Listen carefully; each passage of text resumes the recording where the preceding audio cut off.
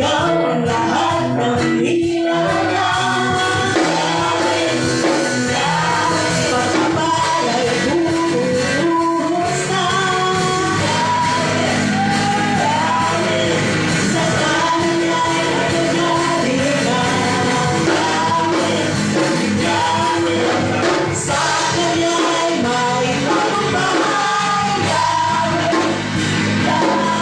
Isugaw ang lahat ng hinala.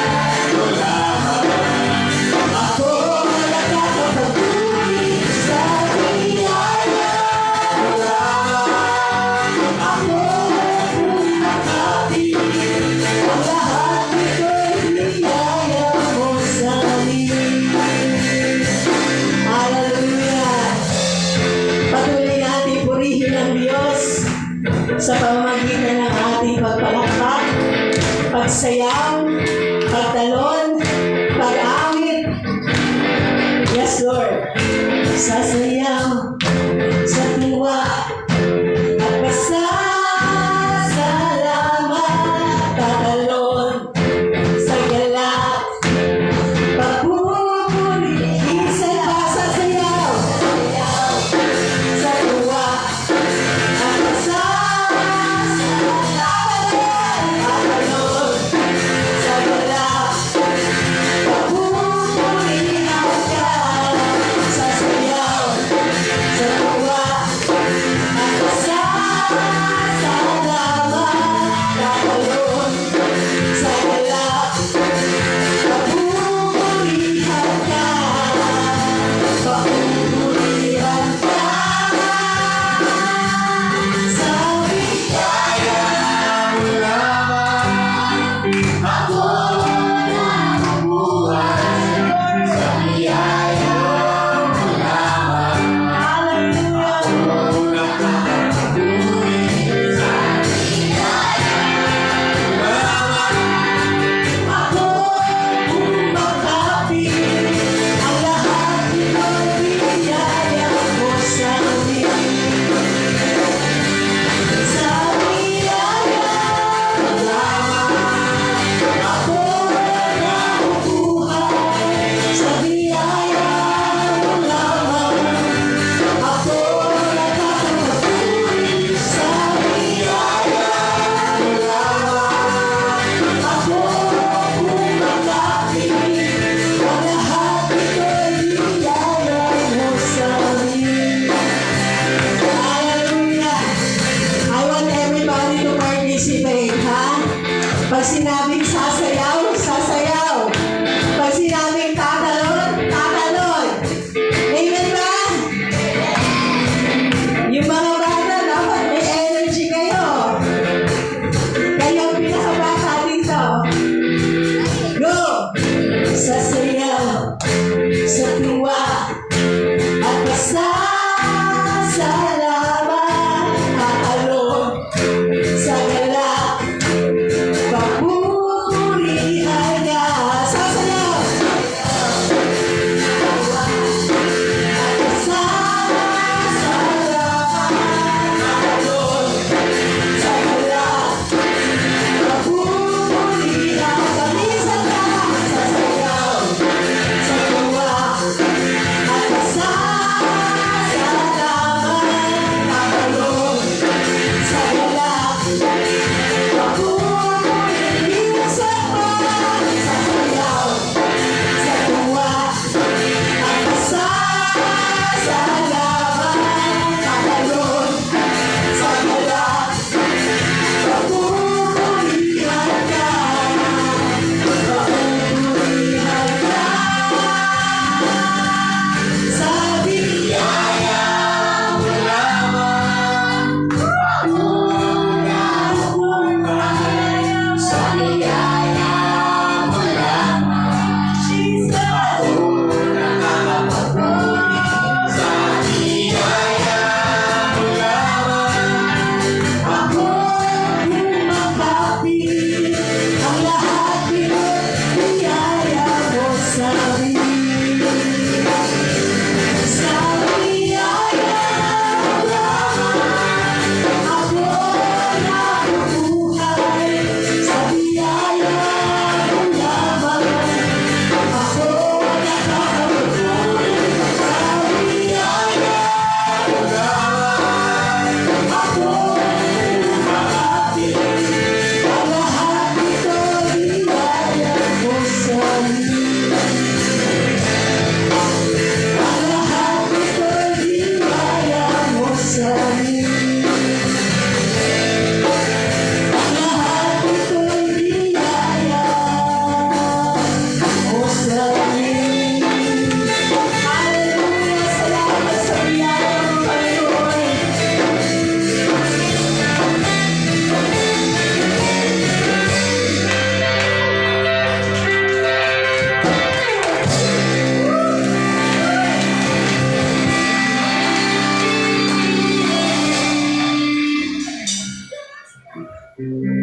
Pinawisan ba kayo? Masarap bang magpuri sa Panginoon? Hallelujah.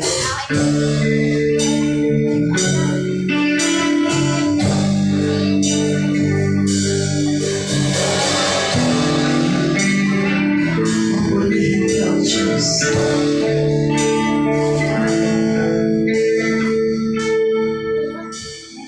Tingin mo ang aking hanahanan sa gitna ng bawat takot at paligid. Sa kabila ng aking pagkukulang,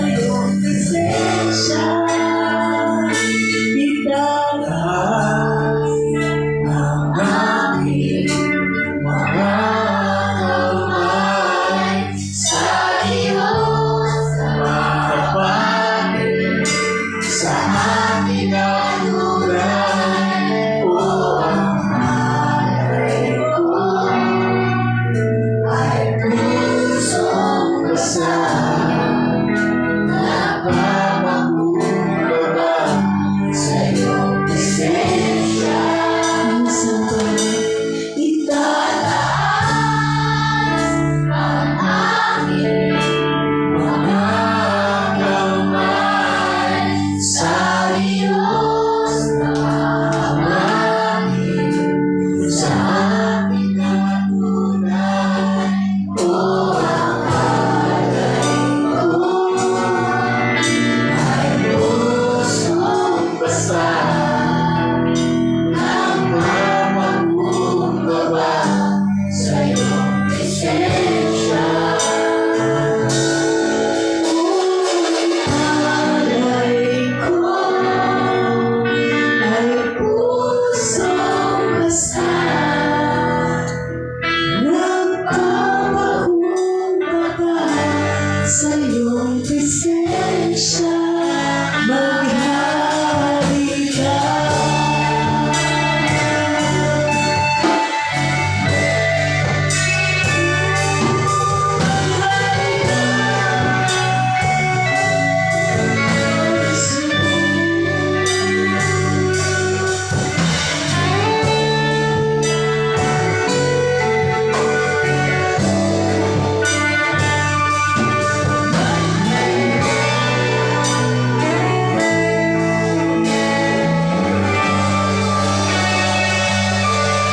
Hallelujah.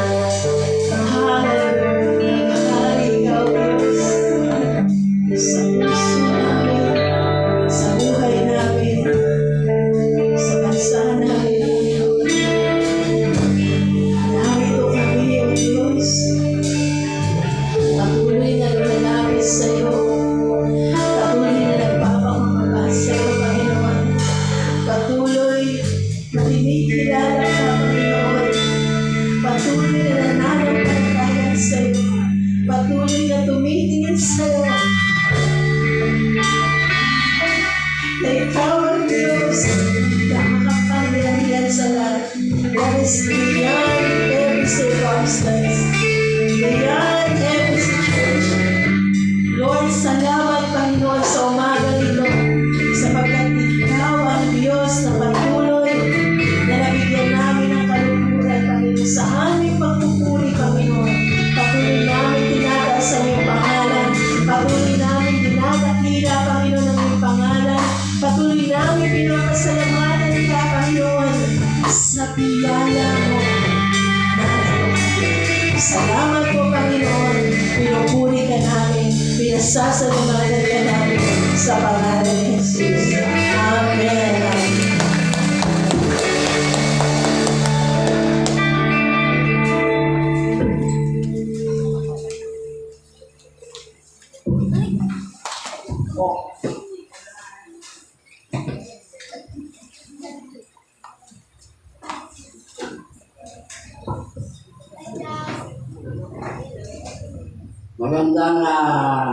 Magandang umaga po sa ating lahat. Praise God.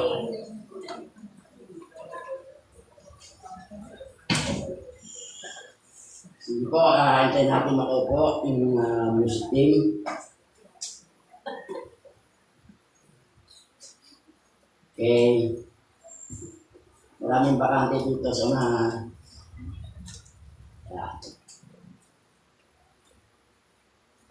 Okay. So tayo po muna ay manalangin. Panginoon, kami po ay nagpupuri at papasalamat, Lord, sa napakagandang umagang ito ang pinagpapalagay sa amin. This is the day that you have made and we will rejoice and be glad in it. Maraming salamat sapagkat kami po ay binigyan mo ng kalayaang pag-aralan ng salita mo. Ulit-ulit po namin sinasabi isang pribileyo. Arang-arang na pag-aralan ng salita mo sapagkat salita mo buhay. Salita mo ay makapangyarihan. Salita mo po ay nagbabago ng aming mga buhay. Dahil salita mo ang aming pag-aaralan, hinihingi po namin ang kapangyarihan ng banal ng Espiritu sa mga sa aming kalagitnaan. Buksan mo ang aming mga spiritual eyes, spiritual mind, spiritual understanding upang lubos po namin maunawaan, maisagawa lahat ng salita mo na aming pong pag-aaralan sa umagang ito. At ang kaaway sa po ay mahigit ng 2,000 taon-talunan anumang hadlang na kanyang gagawin, ito'y aking pinapawalang bisa sa pangalan ni Jesus. I declare it null and void in Jesus' name. Dahil banal na Espiritu, ikaw muna sa aming kalagitnaan, inakin ako namin ng katagumpayan sa pangalan ni Jesus. Amen, amen. Praise the Lord. Hindi po, maraming palakpak sa Panginoon. Philippians chapter 2, beginning verse 12. Ito po ang sinasabi. Therefore, my dear friends, as you have always obeyed, not only in my presence, but now much more in my absence, continue to work out your salvation with fear and trembling. For it is God who works in you to will and to act in order to fulfill His good purpose.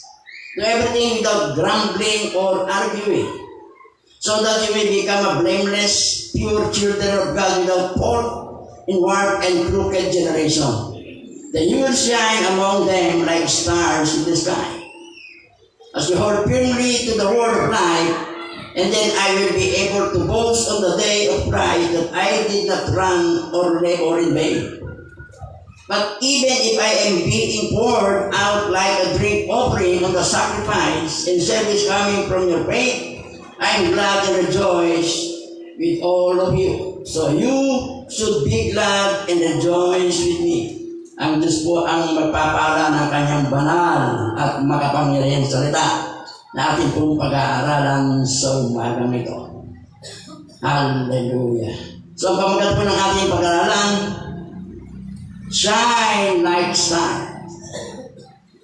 Magliwanag katulad ng mga bituin, o magningning katulad ng mga bituin.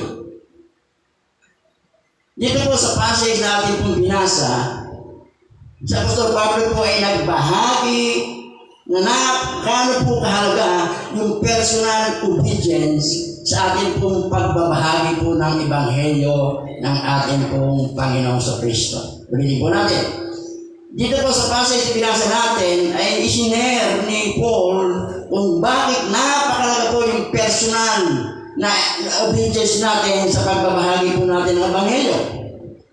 Ang ating pong buhay at yung paraan ng ating pong pamumuhay, yun po ay mayroong malaking impact sa pagbabahagi po natin ng Ebanghelyo ng ating Panginoon.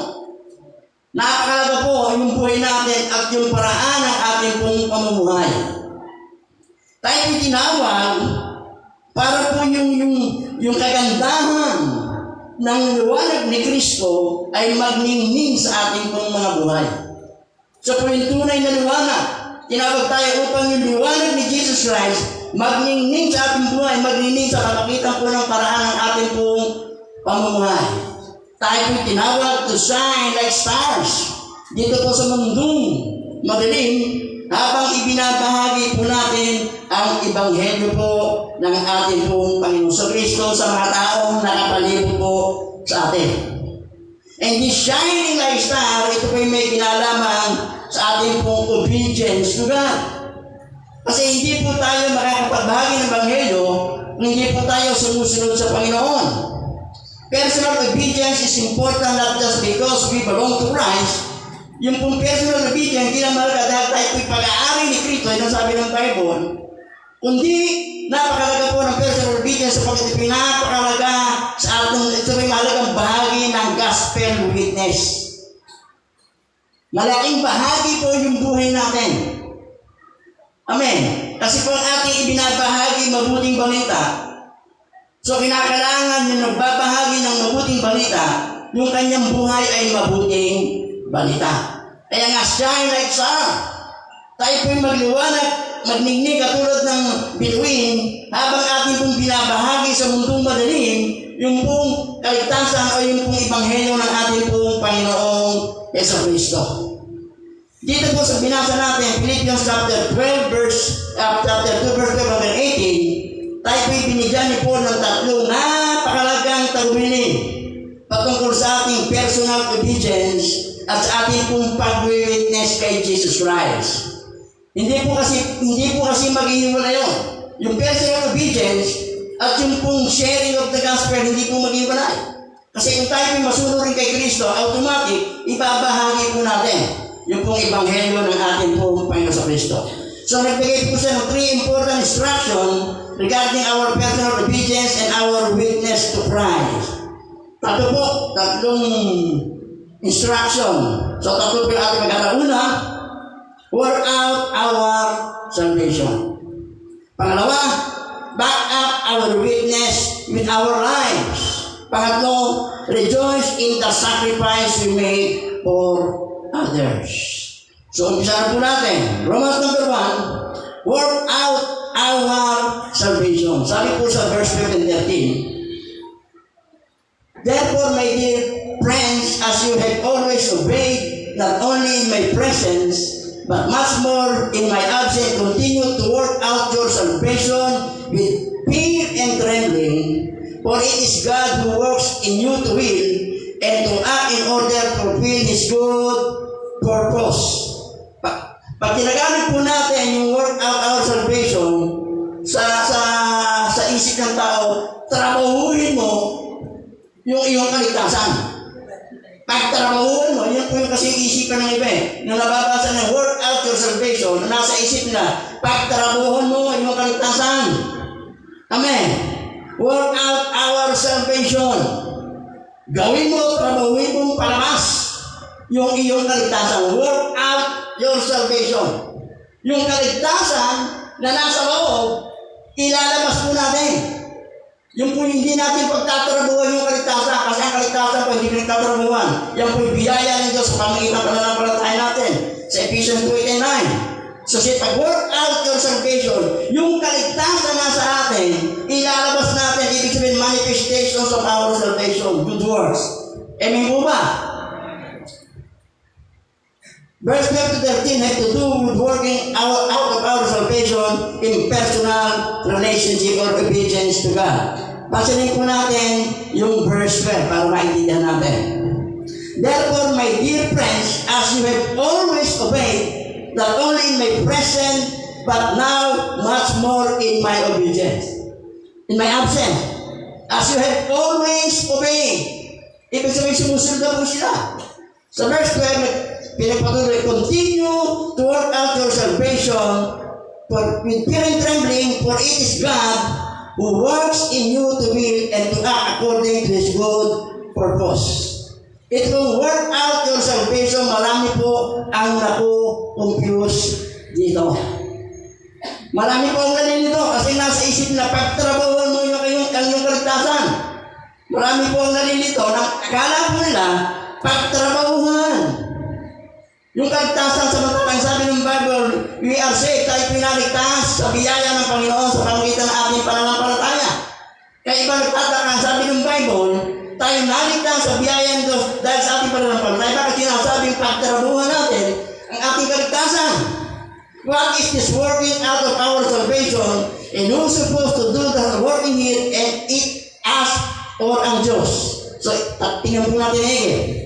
There are 3 important principles in these 2 verses 12 and 13. Merong dalawang at tatlong napakalagang prinsipyo nakapaloob sa verse 12 and 13. Number 1 principle, you cannot work out what you don't have. Ulitin po natin. You cannot work out what you don't have. Hindi mo pwedeng magawa kung ano yung wala sa'yo. In other words, we don't work for our salvation. Rather, we work out the salvation that we have already had. Ibig sabihin, hindi po natin pinagtatrabahuhan yung kaligtasan natin sapagkat ang kaligtasan hindi sa gawa. Kundi yung kaligtasan nasa atin na ini-work out natin. Inilalabas natin manifestations of our salvation or demonstrations of our salvation through obedience in Christ. Maliwanag po ba? Yung work out our salvation, ibig sabihin, yung kaligtasan nasa atin na. Kaya ang unang prinsipyo, hindi natin pwedeng ilabas yung walang sa atin.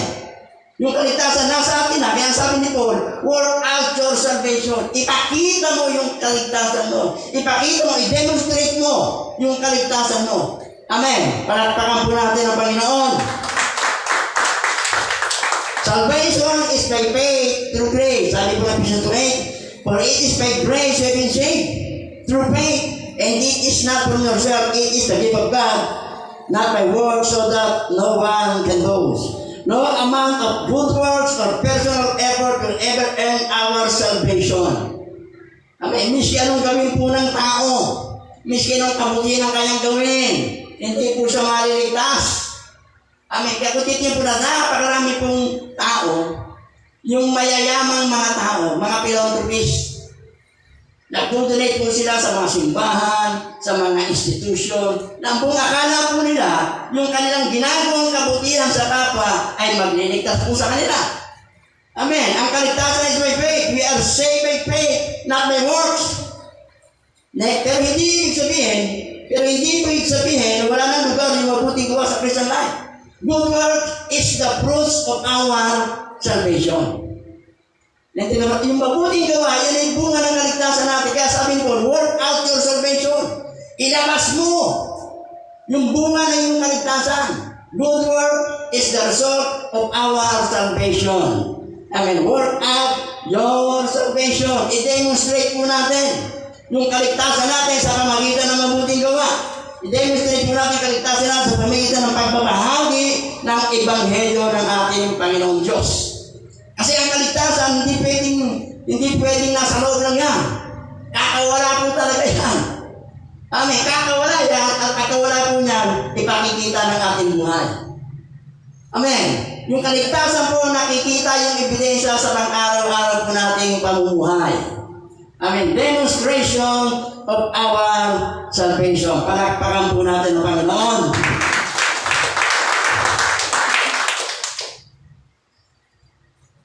You cannot work out that we don't already have. Hindi natin pwedeng work out mula sa atin. Pero nasa atin yung kaligtasan, yan ay work out na po natin. Salvation comes first, then obedience. Hindi pwedeng obedience muna bago kaligtasan. Kaligtasan muna, pag ikaw ay ligtas na, yung kaligtasan mo, i-demonstrate mo sa pamagitan ng pagsunod sa Panginoon. Naiintindihan po ba natin? Work out your salvation means demonstration of your salvation. Result, yung good work, result of our salvation. Palakpakan po natin ang Panginoon.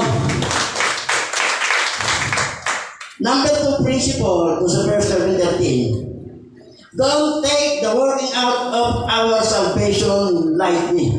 Huwag po natin mamaliitin. Huwag natin mamaliitin yung pong working out of our salvation. Huwag natin mamaliitin yung demonstration ng ating salvation. Huwag natin mamaliitin yung mabuting gawa na resulta ng ating pong kaligtasan. Kasi diyan po nakatingin yung tao. Hindi pwedeng sabihin natin, born again ako, na atin ako simbahan. Ang tinitingnan ng tao, yung araw-araw natin pamumuhay. Na yung kaligtasan, nakikita po sa ating pong mga buhay.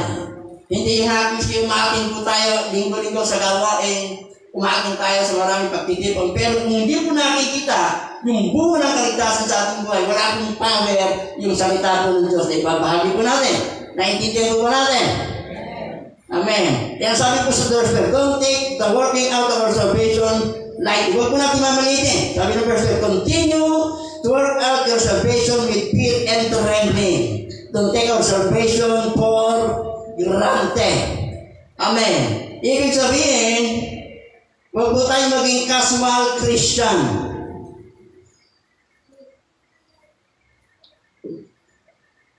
Ano po yung casual? Ano ba ang katrabaho ka? Casual ka? Ano yung casual worker? Pag casual, hindi ka permanente. Diba? Ano mang oras, pwede ka tanggalin. Pero ang regular, hindi ka na pwede tanggalin. Regular ka na nga. Don't just be a casual Christian. Just a Sunday Christian. Hindi po tayo Kristiyano tuwing linggo lang. Kaya nga sabi ko, work out your salvation. Ipakita mo yung kaligtasan mo, yung buhay ng kaligtasan mo. Huwag po tayo maging Sunday Christian, na paglinggo lamang naging Kristiyano. Pag Lunes, Martes, Miyerkules, Huwebes, Biyernes, Sabado, kung ano yung takbo ng mundo, ganun din ang takbo natin.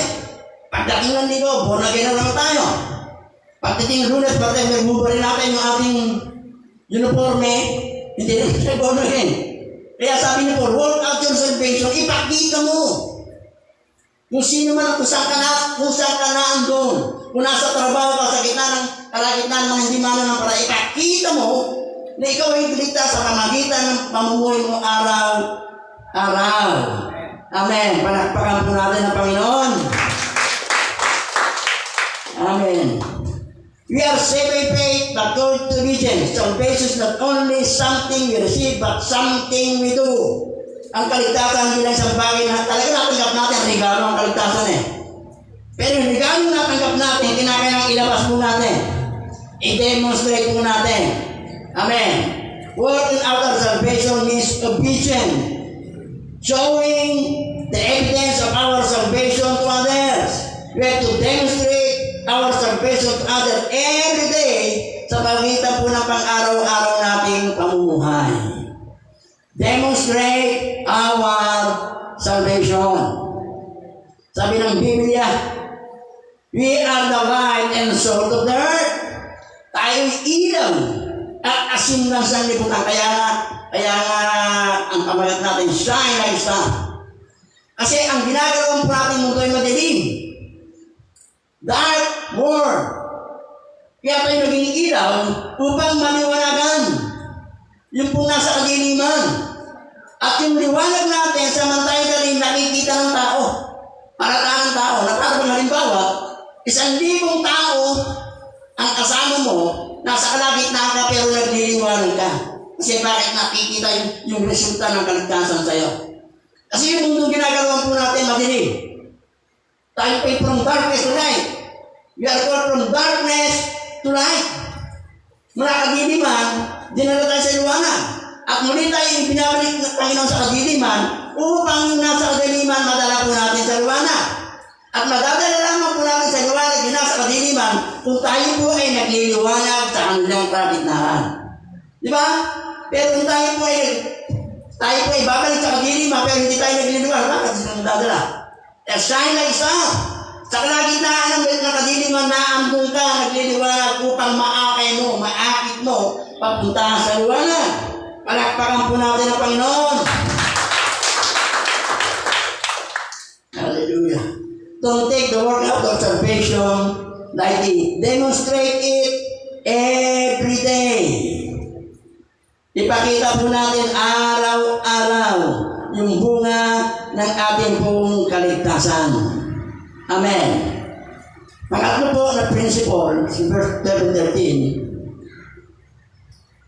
we cannot work out unless God is already working.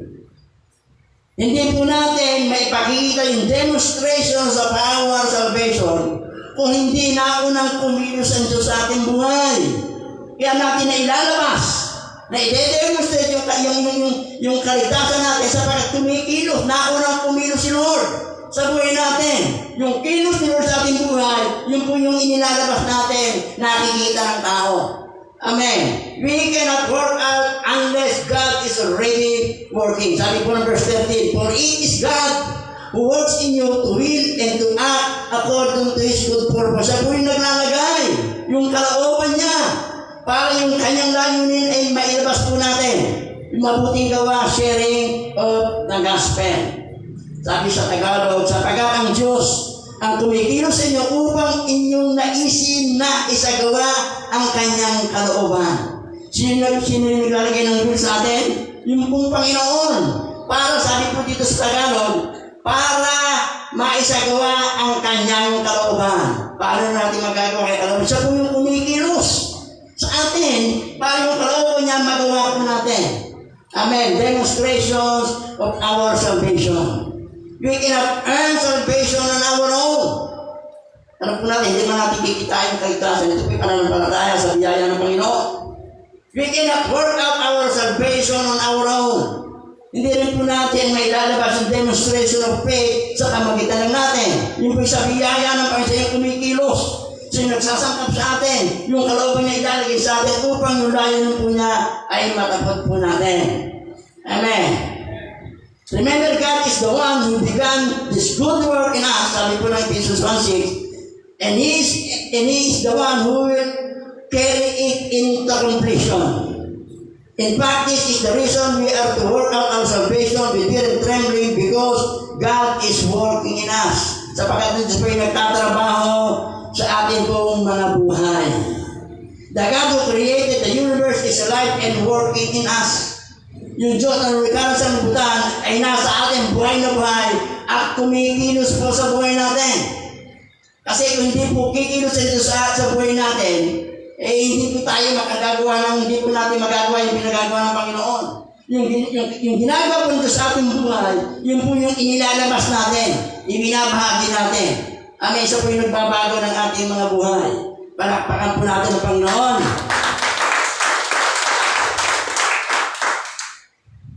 We are not only partners with each other in sharing the gospel, but we are partners with God in working out the effect of the gospel in our lives. Hindi lamang po tayo magka-partner sa isa't isa in sharing the gospel, tayo po magkaka-partner para ibahagi yung Ebanghelyo ng Kristo. Partner po tayo. Pero we are also partners with God in working out the effect of the gospel in our life. Tayo po partner ng Panginoon para yung epekto para po yung epekto ng gospel sa buhay natin ay makita po ng tao. Kumikilos ang Panginoon sa ating buhay, kapmatter tayo, kumikilos sa ating buhay upang yung epekto, yung bisa ng Ebanghelyo sa ating buhay ay makita po ng tao sa araw-araw po nating pamumuhay.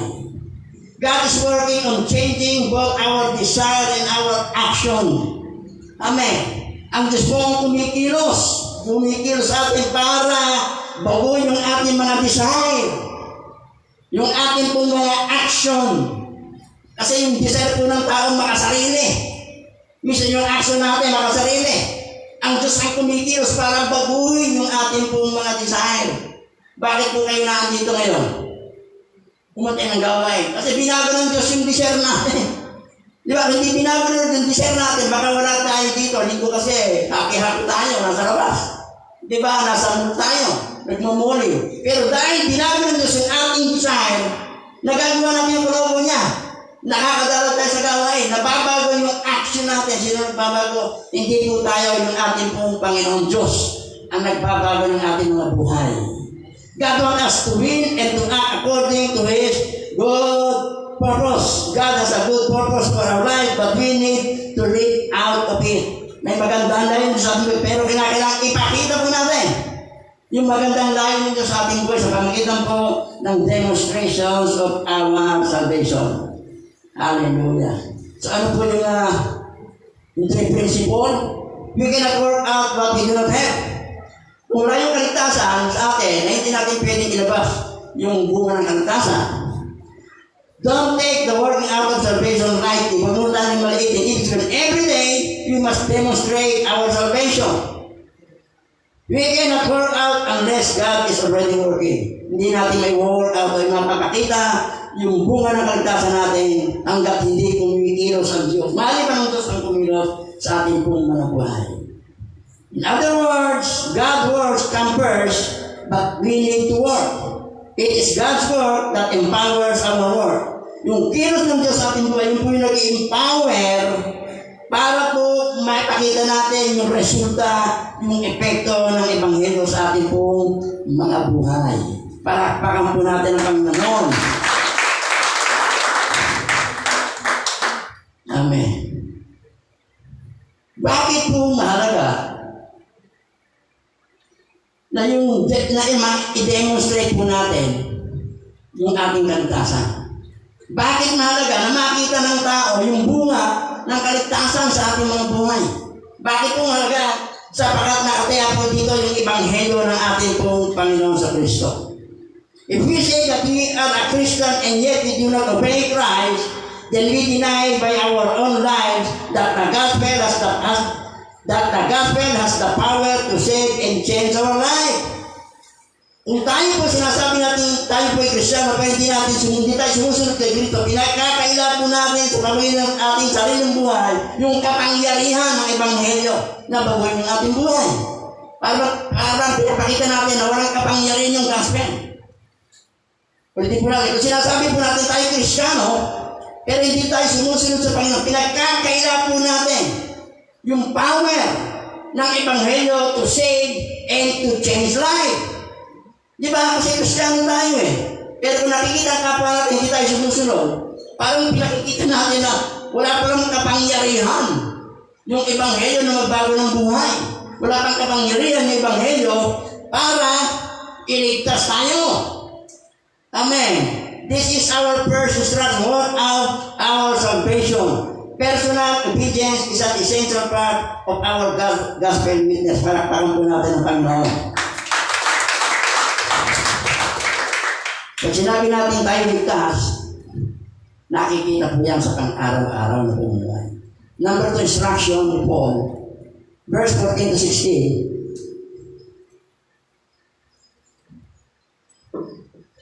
Do everything without grumbling and arguing, so that you may become blameless, pure children of God without fault in a warped and crooked generation. Then you will shine among them like stars in the sky. As you hold firmly to the word of life, then I will be able to boast on the day of Christ that I did not run or labor in vain. Number 2, instruction ni Paul. Back up our witness with our life. Back up our witness with our life. Back upan natin yung pag-witness natin sa pamagitan po ng ating pong mga buhay. We cannot say one thing and do another.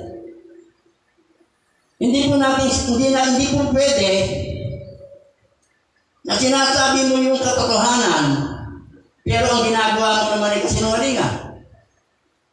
Hindi pwede na sinasabi mo ay tama, pero ang ginagawa mo naman ay mali. Hindi po pwede yun. Pag sinabi po natin ang katotohanan, kinakailangan nakikita sa buhay natin ang katotohanan. Pag sinabi natin tama, kinakailangan makita sa buhay po natin yung tama. Hindi pwede ang ginagawa mo ay tama, hindi pwede ang sinasabi mo ay tama, tapos ang ginagawa mo ay mali. Contradiction po niya. Di ba? Contradiction. Kinakailangan pag nagsalita ka, lagi ka nagsasalita ng katotohanan. Nakikita sa buhay niyo yung katotohanan. Yamin po ba? We cannot say one thing and do another. Our life must match up with our testimony. Ang ating buhay ay dapat magtugma sa ating pong patotoo. Meron pong old saying. Ito po yung old saying. Your action speaks so loudly, I cannot hear what you are saying. Ulitin po natin. Your action speaks so loudly, I cannot hear what you're saying. Sobrang lakas. Sobrang lakas yung action mo, yung gawa mo ay napakalakas. Yung salita ng gawa mo ay napakalakas, kaya hindi mo naririnig ang sinasabi mo. Ibig sabihin sa buhay natin, yung ating pamumuhay araw-araw, yung po yung nagsasalita. Sabi niya, sobrang lakas. Yung action mo, sobrang lakas, kaya hindi ko marinig yung sinasabi mo. Hindi marinig ng tao yung sinasabi natin, ang mahalagang nakikita po yung sa buhay natin. Amen. Ano yung mayroong tama din? Iba pala yun. Your actions speak so loudly, I cannot hear what you are saying. Personal obedience is essential part of our gospel witness. We must back up our witness with our lives. How can we back up our witness with our lives? Number 1, no complaining or arguing. Sabi ng verse 14, do everything without grumbling or arguing. Do everything without complaining and arguing. Gawin mo lahat ng bagay na walang, ang tawag sa English ng gawin mo lahat ng bagay na walang pagreklamo at pagtatalo. Tapos po ang kamay ng mga reklamador. Lahat ng tayo nakakalas magreklamo eh. Tapos po ang kamay. Kung tayo po reklamador, i-memorize po natin itong Philippians 2:14. Do everything without complaining and arguing. I-memorize po natin yan. The word complaining actually means murmuring, whispering complaints, muttering under your breath, bumubulong-bulong. Di ba yung minsan inutusan mo anak mo, bago sumunod, bubulong-bulong. Sumusunod ka pero bubulong-bulong.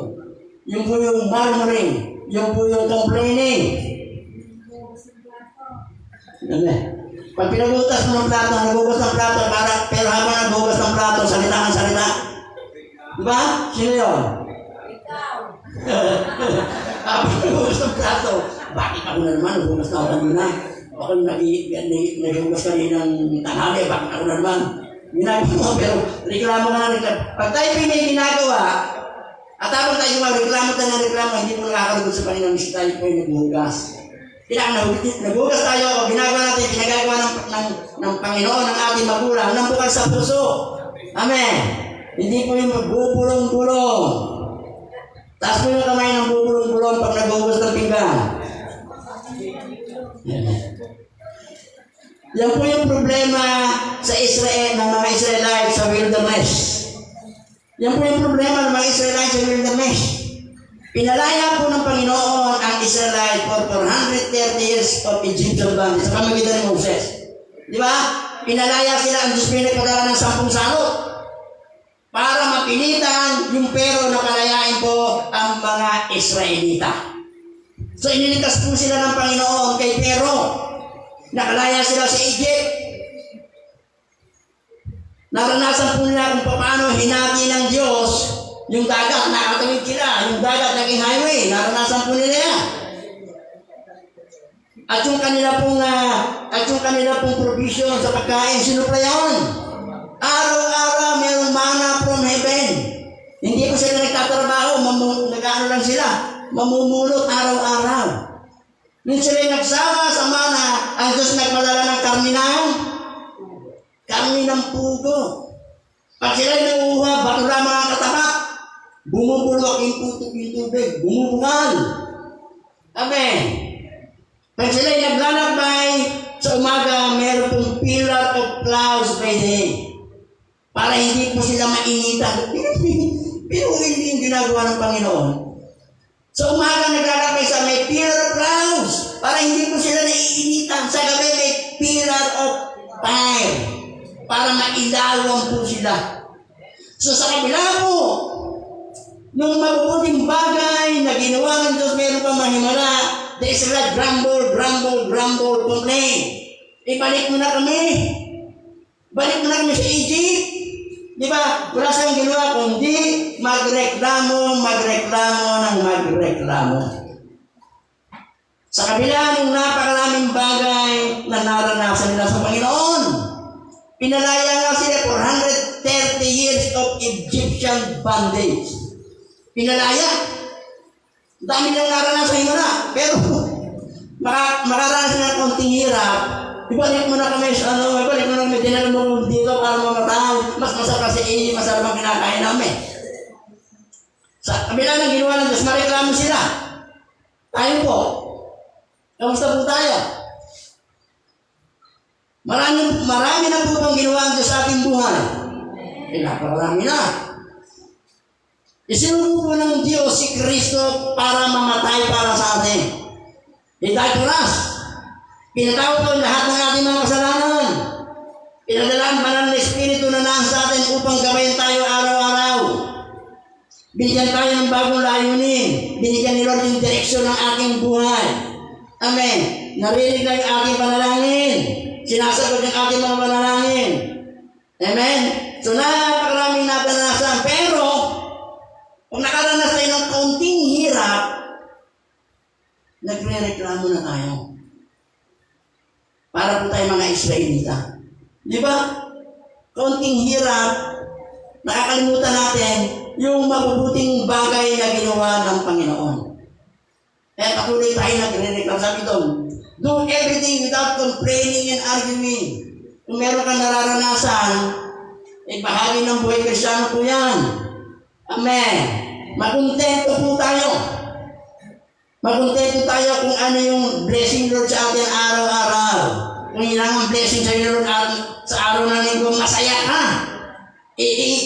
i-enjoy mo kung ano yung meron ka na ibinigay ng Panginoon. Huwag natin ikumpara sa iba. Kasi kung ikinumpara natin sa iba, bakit siya ganoon?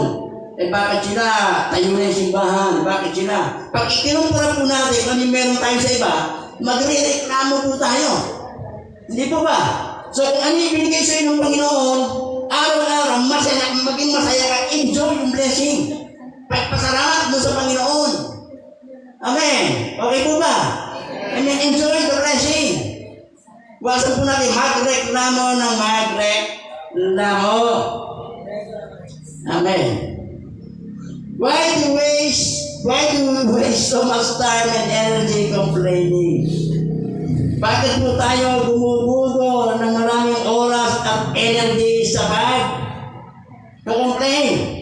Complaining make us unhappy and make everyone around you unhappy. Pag tayo reklamador, masaya ba tayo?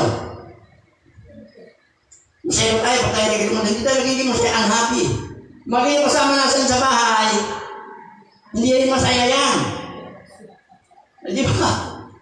Paano magiging siya kung reklamador ka? Hindi rin sila magiging masaya. Pag kumakain ka, di ba ito yung ulam natin kanika? Kahapon pa natin ulam ito. Pinangat.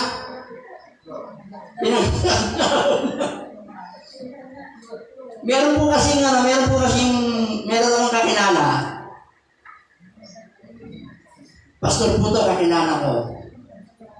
Pag ulam nila halimbawa, kunyari, ulam nila sa tanghalian, ay halimbawa ay pritong isda. Halimbawa, yung pritong tilapia.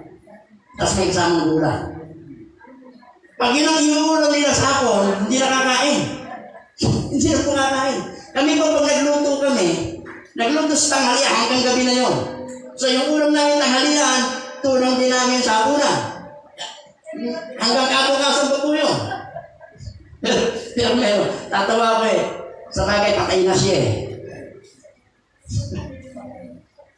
Pastor siya, sabi ni mga ngayon, kung sabi ng pangalan, pagkakain nila ulam nito, tanghalian ganito. Pagdating sa punan, hindi kakain pag hindi na ulam. Reklamo na, pasalamat po tayo, yung iba nga walang ulam Yung iba walang ulam.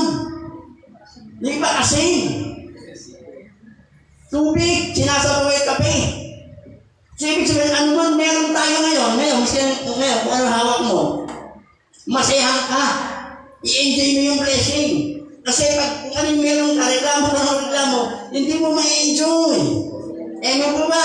Kung ano meron tayo, i-enjoy po natin, huwag tayo magreklamo. Palakpak mo natin ang Panginoon.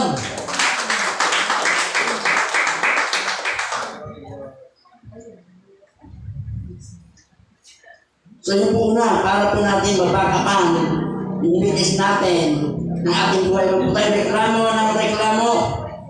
Number 2, sabi po ng verse 15, so that you may become blameless and pure, children of God without fault in crooked and depraved generation in which you shine like stars in the universe.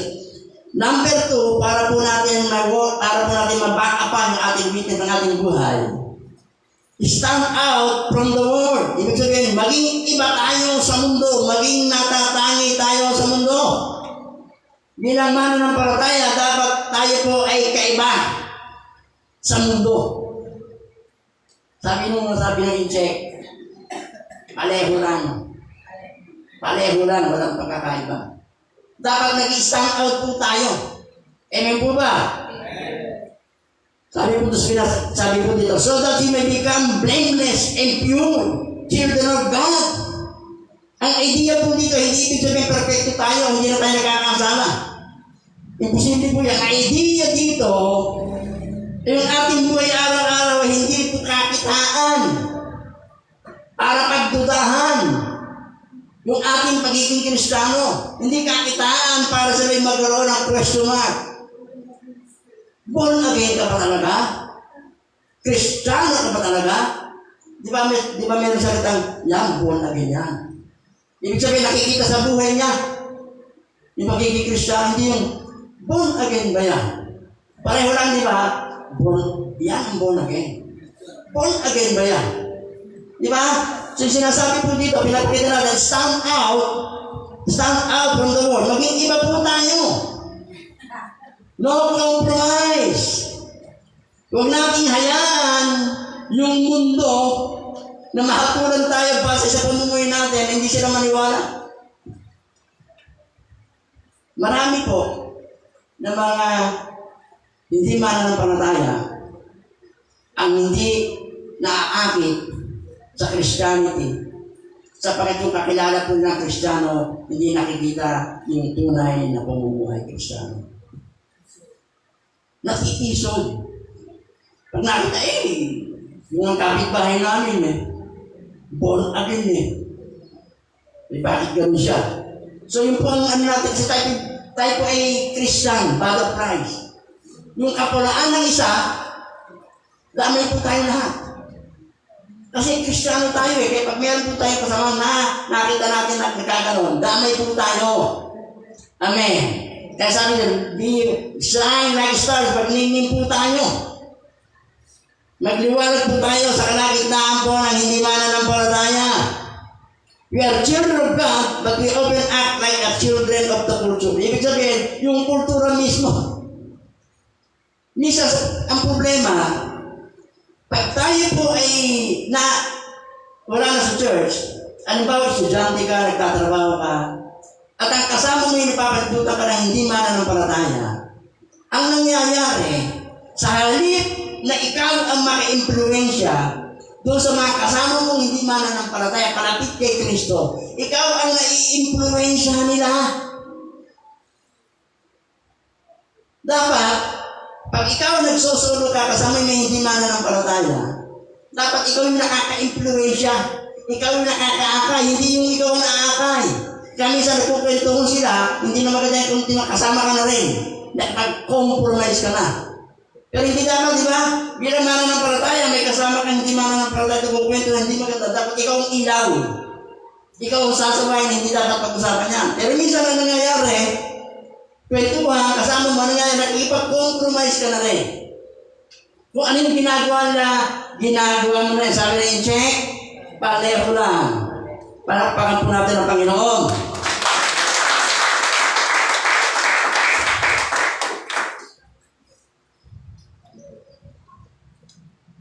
Hindi po natin mababakapan ng ating witness sa kamagit ng ating buhay kung yung buhay po natin ay walang pagkakaiba sa buhay ng mga taong nasa sanlibutan.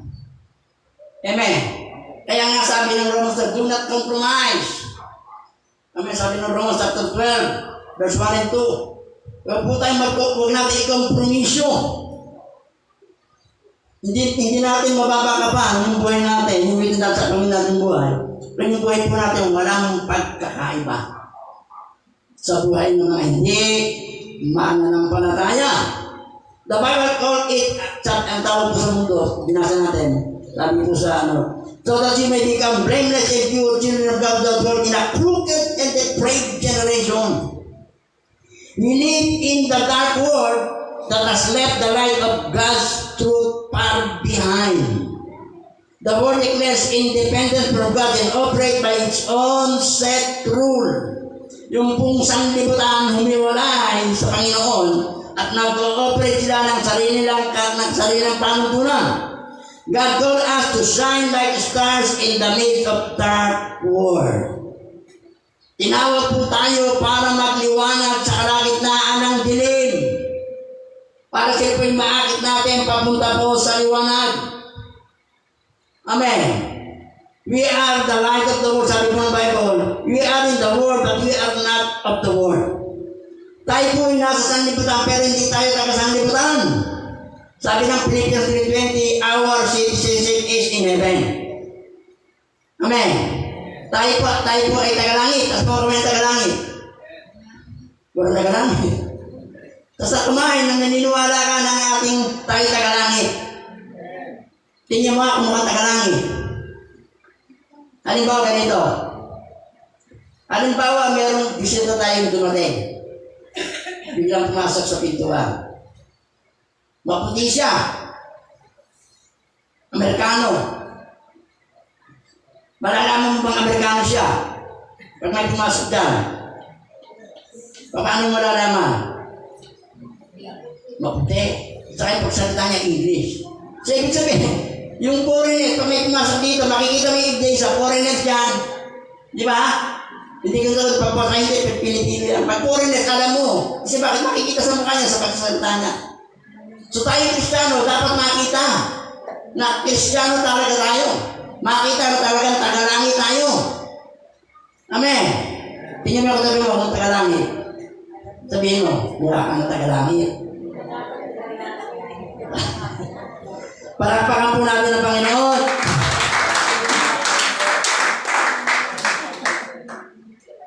Imagine po natin, kung halimbawa ikaw ay nakahiga ka sa damuhan, sa isang gabing maliwanag. Pagkatapos nakahiga ka, napakaganda ng panahon. Tapos pagtingin mo sa langit ay wala man lamang isang bituin. Parang hindi maganda, di ba? Di ba pag nakahiga ka, nakikita mo yung bituin, nakikislapan? Di ba? Ganun din po yung mangyayari. Ganun din po yung mangyayari kapag tayo bilang mana ng paranaya ay hindi naging ilaw dito sa mundong ibabaw. Dapat magliwanag po tayo. Makita tayo, bisin tayo sama sa 1,000 hindi mana ng paranaya. Kitang-kita sapagkat nagliwanag. We need to stand out from the darkness around us. If we want to back up our witness in our life, stop complaining and arguing, we need to stand out from the word. And letter C, sabi in verse 6, as you hold out the word of life, in order that I may boast on the day of Christ, that I did not run or labor for nothing. So number 3, para ma-back up po natin yung buhay natin ng ating witness, share the word of life to others. Share the word of life. Ibahagi po natin yung salita ng buhay sa iba. The gospel is the word of life. And Jesus is the word of life. Ang ebanghelyo, ito po yung salita ng buhay. Si Kristo ang salita po ng buhay. Para natin ma-back-upan yung buhay natin, ang witness natin, i-share po natin yung ebanghelyo. Sa mga taong hindi pa po nakakakilala, sa mga kaibigan natin, kapitbahay natin, kaibigan natin, kaklase natin, kasama natin sa trabaho. Sabi ng Romans 1:16, the gospel is the power of God for the salvations of everyone who believe. Ang ebanghelyo ito yung kapangyarihan ng Diyos. Yung dala-dala po natin kapangyarihan ng Diyos yung ebanghelyo. The gospel, sabi po din natin, the gospel is the power of God for the salvations of everyone who believe. Ito po yung kapangyarihan ng Diyos para sa kaligtasan ng bawat sasampalataya.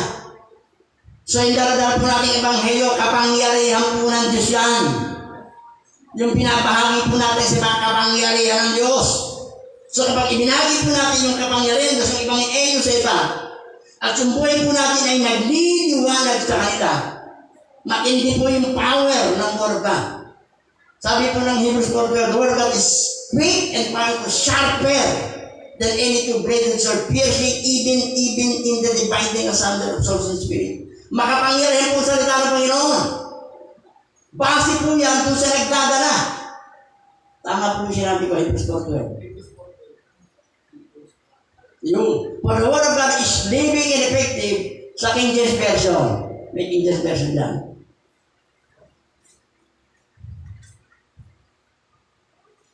Yan. For the word of God is quick and powerful and sharper than any two-edged sword, piercing even to the dividing asunder of soul and spirit, and of joints and marrows, and is a discerner of thoughts and intents of the heart.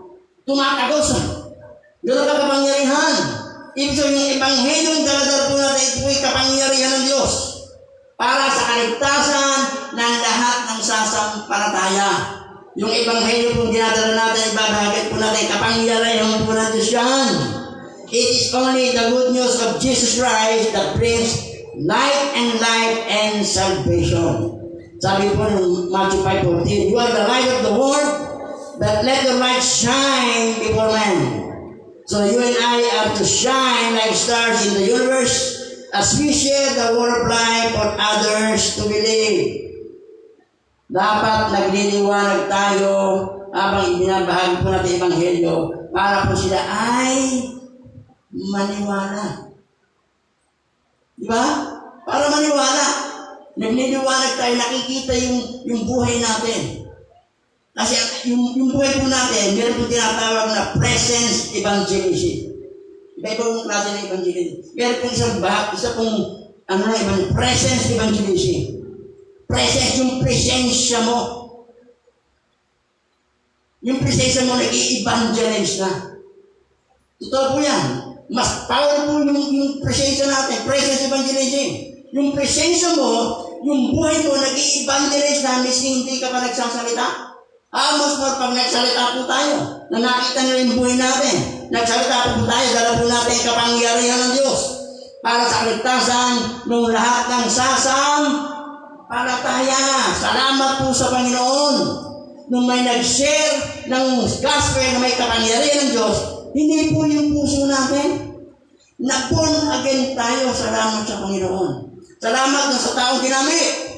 Ibig sabihin, merong ginagamit si Lord para po tayo makakilala sa Panginoon. At tayo pa na nakakilala sa Panginoon. Tayo hindi po yung gagamitin ng Panginoon para ibahagi yung kapangyarihan ng Ebanghelyo. Na may kapangyarihan magbago ng buhay.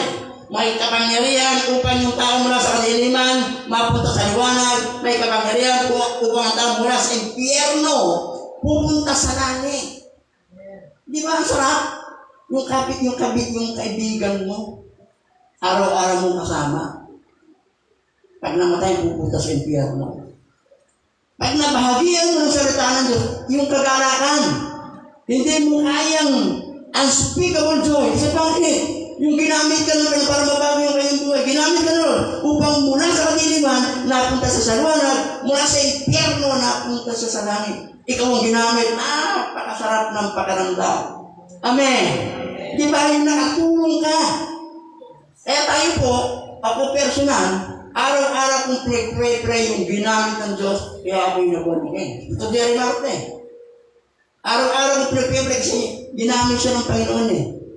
Amen. So tayo rin po, yung mga nabahagian natin, tumanggap sa Panginoon, hindi natin pinag-pray din po tayo kasi sila yung instrumentong ginamit ni Lord. Amen. Palakpakan po natin ang Panginoon.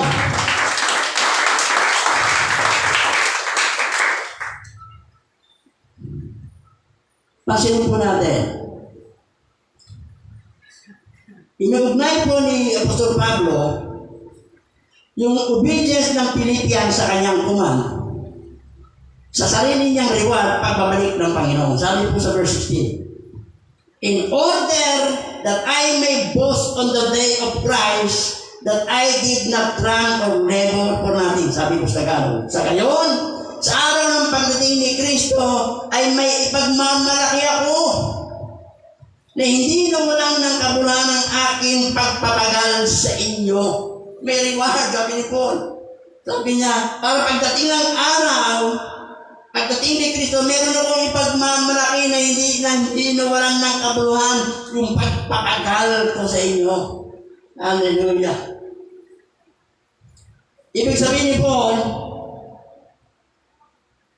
I share the gospel with you so that it would make a difference in your life, so that you would make a difference in other life. Ibinahagi mo yung Ebanghelyo sa iyo para magkaroon ng kaibahan ng buhay mo, upang ang buhay mo magkaroon ng kaibahan sa buhay ng iba, upang yung iba naman nababahagi, magkaroon ng kaibahan sa buhay at makapagbahagi po ng Ebanghelyo. Ganun po lang yan eh.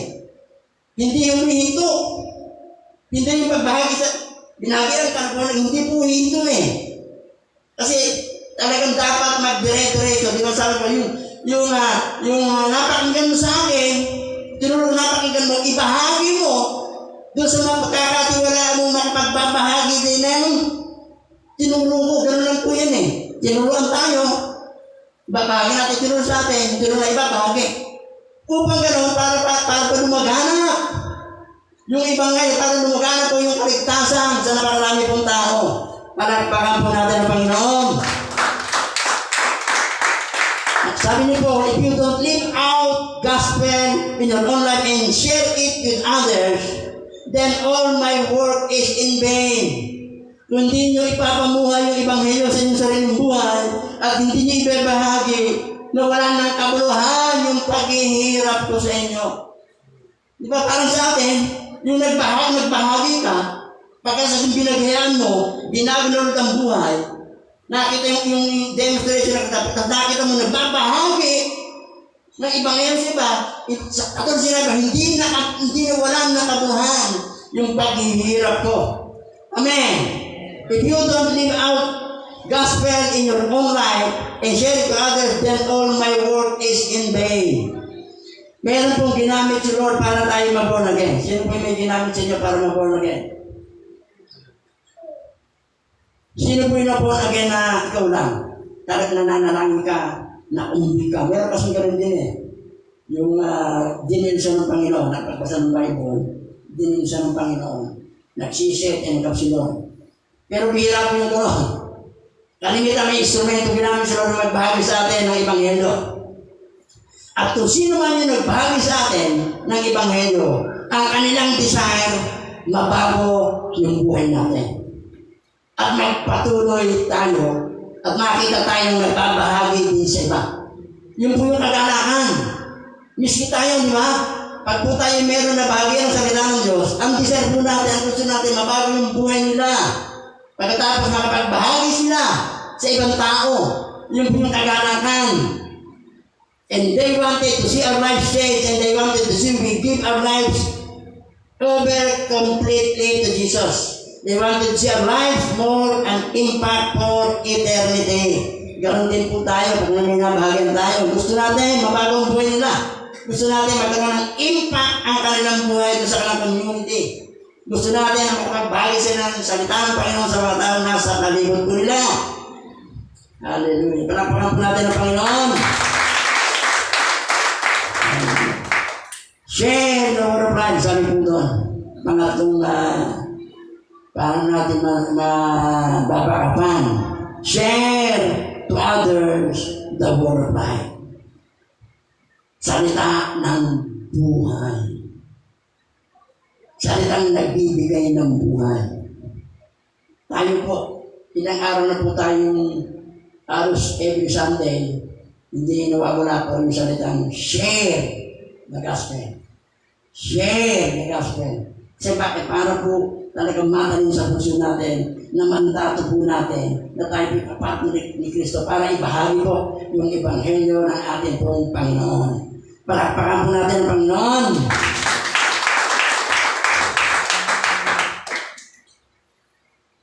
Number one instruction 4, we need to work out our salvation, the demonstration of our salvation. Number 2, we need to back up our witness with our life. Kailangan buhay po natin na niliwanag habang ibinabahagi natin Ebanghelyo. Number 3 po instruction panghuli, verse 17 to 18. But even if I am being poured out like a drink offering on the sacrifice and sacrifice coming from your faith, I am glad and rejoice with all of you. So you should be glad and rejoice with me. Number 3 instruction 4, ito sa ating pong passage. Rejoice in sacrifice we make for others. Magalak po tayo doon sa sakripisyong ginawa natin para sa iba. Kasi po yung pagbabahagi ng salita ng sacrifice po yan. Mag-enjoy pa tayo doon sa sacrifice. Sabi po ni Paul dito, but even I am being poured out like a drink offering. Pour out ourselves in service to others. Ibuhos po natin yung ating buhay, yung ating sarili sa paglilingkod sa iba. Amen. Pour ourselves out in service to others. Si Paul pour himself out in service to the Philippians. Paul pictured himself as a drink offering being poured out of the sacrificial service of the Philippians. He has given everything for the Philippians. Ibinigay niya po yung lahat para sa mga Pilipos. Ibinuhos niya ang kanyang buhay, ang kanyang sarili. Nagsakrifisyo po siya para sa kaligtasan ng mga taga-Pilipos. He has given his all to them. As Christian, God worked God called us to pour ourselves out in service to others. Tayo po ay tinawag para i-boost natin ang ating sarili sa pagsasakripisyo, sa paglilingkod po sa iba. Ibig sabihin, helping one another, praying for one another. Sacrifice po, yung talagang pupunta ka, mangangaral ka, dala-dala mo yung ibangil. Sacrifice po yan. Sabi dito, rejoice our sacrifice na ginagawa po natin para sa iba sa paglilingkod po natin. Doon po sa Ipugaw, Mayuyaw. Pag kayo, yung karsada po ito, talagang ang tawag nga doon ay Sidalor. Kasi baging ano talaga eh. Nung kami pinaando, nagkaroon ng seminar, yung pong mga miyembro doon, siyempre doon po yun eh. Galing sa malalayong lugar. Galing sa malalayong lugar. Pagdating po nila, madaling araw pa, yung parang layo na lalakarin. Ang layo na lalakarin nila, may mga bitbit sila, pag may anak sila, yung mga lalagyan ng anak nakalagay dito, may yung anak sa unahan, may anak sa likuran. Ang kanila pong nilalakad, kung ilang pundok ang tinatawid para makarating doon po sa simbahan. Sacrifice. Ano na nyo? Hindi po sila walang sasara kasi pundok eh. Makikita mo kami kasi nandun kami, magaling kami gumising. Titingitin kami sa mga bundok-bundok. Kakita may magdadatingan. May mga dalang bata. Madaling araw pa. 2 oras ang nilalakad papunta sa simbahan. Sacrifice. Dumadating sila, madilim pa. Kaya pag nagsimula ko yung gawain, naando na po sila. Sacrifice. Tayo minsan, malalapit na tayo, nalilate pa tayo. Sila, bulong-bulong talaga kayo nung nakita. Ibang klase. Naglalakad po sila, sabi namin, ilang oras, 2 oras, 3 oras na nilalakad na hindi po patag. May dala na silang pagkain. At sa kanila, ibang klase po sila talaga yung kanilang paglilingkod sa kanilang sacrifice. Pag ikaw ay nangaral doon, inoorasan kanila. Sa kanila, hindi pwede yung ang kanila pong ay kinakarang 1 oras mahigit ka. Pag nangaral ka doon ng 30 minutes, si Pastor Sani, nangaral siya ng 30 minutes lang yung kanyang pangangaral. Dinabitan siya ni Pastor Lita. Pastor, kulang pa ng 30 minutes. Oras na. Nung kami po yung nagpunta daw sama si Bishop Ariel, nagkaroon kayo seminar, nag-brown out. Brown out. Di siyempre ito eh, brown out eh. Sabi namin, huwag natin ituloy kasi brown. Bukas na lang. Hindi po. Kumuha po sila ng sulok. Inilagay ito sa may lamesa, pinakapalpit. Pag namamatay, sinti na naman. Hanggang alas 12 po. Sabi namin, tama na ayaw. Ganun sila kauhaw. Kaya pagising namin ng umaga, ang itim na kulang. Kasi po yung di mamamatay. Patuloy, ayaw nila. Kasi bakit? Kasi masasayang yung walang sakripisyo, ang layo ng nilakad. Kaya talagang sinusulit po nila. Yung sakripisyo sa paglilingkod at yung sakripisyo nung naglilingkod naman sa kanila. Amen. Yung mga sakripisyo natin ginagawa sa paglilingkod sa ating kapwa, yan po yung karugod-god sa mag-rejoice. Kung ikaw pumupunta sa malayo, yung isa kong kasama sa Pastor Naredo, nakita sa naglag. Alam mo yung dinadaanan nila, gabi, naglalib siya eh. Puro putik. Sabi niya, ito yung pupunta namin, kay brother na may gawain po dito. Puro putik. Di nag-message ko sa brother niya. Pastor, meron kami dito, meron kami Bible study. Puro putik. Ang layo, tagal na nakatagal putik. Yung mga kasama niya nakabota. Sabi ko, ba't klase itong tao ito? Talagang buntukin pero puro putik pa na wala na tayo. Ang mga kasama, mga matatanda. Sabi ko, sa kanila, yung sacrifice sa paglilingkod sa kapwa, meron talaga, kaya sabi niyo po, rejoice. Mag-rejoice tayo doon sa sacrifice. Kung tayo po meron po tayo ginagawa para sa ating kapwa na sakripisyo, mag-rejoice po tayo. Yun po yung nakikita po ng ating Panginoon. Amen. Palakpakan po natin ang Panginoon. Hallelujah. Obedient to Christ. witness. Amen. Yung ating obedience for Christ, yun po ay bahagi. Yun po isang magandang bahagi ng ating pag-witness for Christ. Shine like stars. Magliwanag po tayo, katulad na maglingin po tayo, katulad ng bituin sa gabi. Amen. Tayo po lahat ay tumayo. Praise God. Benediction po tayo.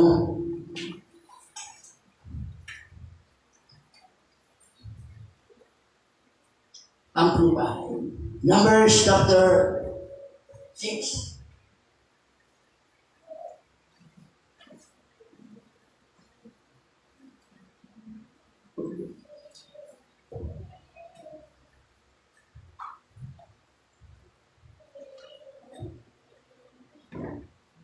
Number chapter 6, beginning verse 22. Ano po, handa na po ba kayo? And the Lord said to Moses, say to Aaron and his sons, this is the way you shall bless the Israelites. Say to them, the Lord bless you and watch, guard, and keep you. The Lord make his face to shine upon you and lighten you and be gracious, kind, merciful, and giving favor to you. The Lord lift up his approving countenance upon you and give you peace, tranquility of heart, and life continually. And they shall put my name upon the Israelites, and I will bless them. Receive the blessing. Hallelujah. Lord, tinatanggap po namin yung pagpapala nagmumula sa Ama, nagmumula sa Anak, nagmumula sa Espiritu Santo, Panginoon. Hallelujah. Purihin ka, Lord.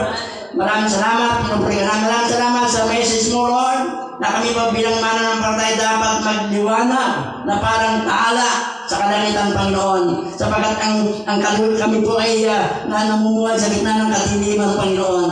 Para yung mga nasa katiliman, maakay po namin sa liwanag, dapat makita na yung liwanag ni Kristo sa amin pong mga buhay na ng Diyos.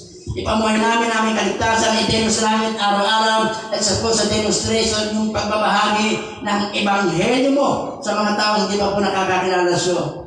Lord, meron po kami mga mahal sa buhay na hindi po nakakakilala siyo. Meron kami marami pang kamag-anak na hindi nakakakilala siyo. Meron kami mga kaibigan, kasama sa trabaho, Panginoon, kaklase, Panginoon, kapitbahay na hindi po nakakakilala siyo. At kami tinawag mo, mandato mo, Panginoon, na kami po ay humayo. Ibahagi ang salita mo, Panginoon. At sa pagbabahagi po namin ng salita mo, hayaan mo na yung liwanag na ibinigay mo sa amin, ay makita sa aming buhay upang maging powerful po yung salita mo na ibabahagi po namin sa kanila. Tarayin po namin, magliwanag po kami sa kalagitnaan ng kadiliman habang ibinabahagi po namin ang makapangyarang Ebanghelyo mo na may kapangyarihan po magbago ng buhay, may kapangyarihan, Panginoon, na magligtas sa lahat ng taong sasampalataya. Maraming salamat. Pinupuri ka namin, pasasalamatan ka namin, Panginoon. As oras po ito, maingit na po namin binabal sa lahat ng kapurihan. Salamat na kapalayan sa pangalan ng Ama, Anak, ng Espiritu Santo. Lahat ay magsabi ng Amen.